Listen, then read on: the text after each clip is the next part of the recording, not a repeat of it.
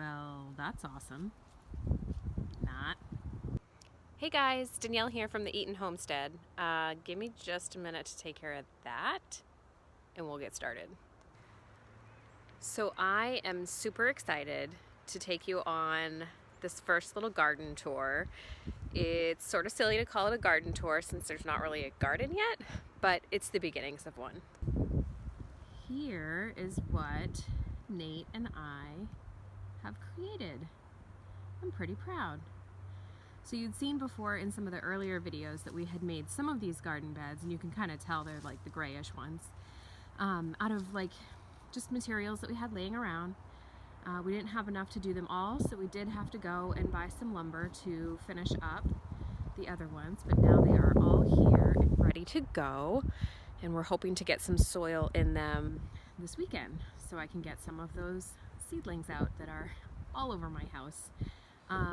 They range from, I believe, 12 inches in depth down to, these new ones are 8 inches in depth.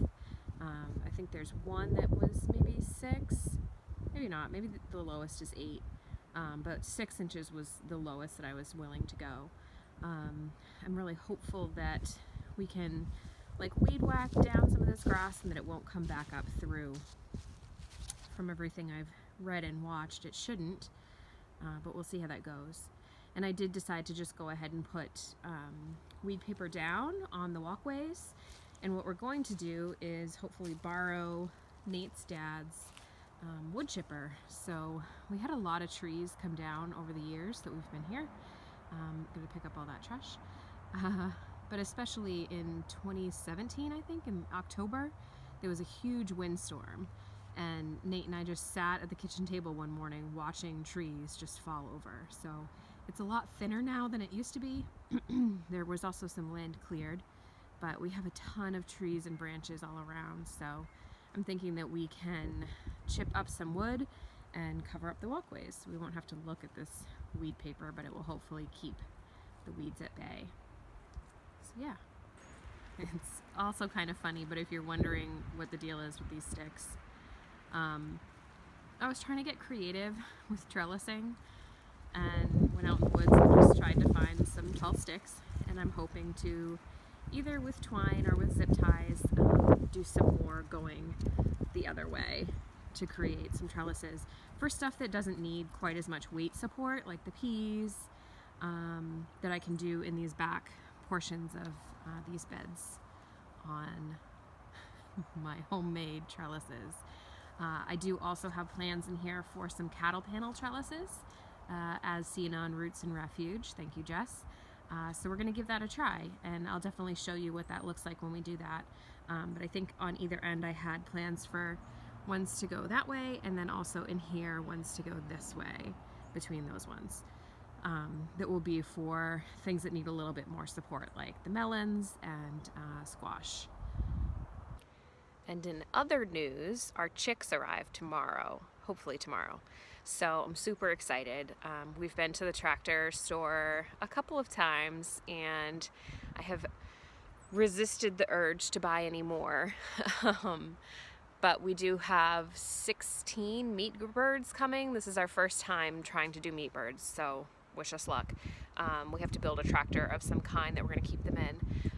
And then we have 8 laying hens coming. So Black Sex Link, Buff Orpington, which is my favorite, Rhode Island Red, and Americana, which is new to me this year, but I really wanted a colored egg of some kind, just for the fun of it. So we have 2 of each of those coming, and they'll live in the coop once they're big enough to come outside. But the 16 meat birds is something new for us, so we'll see how that goes.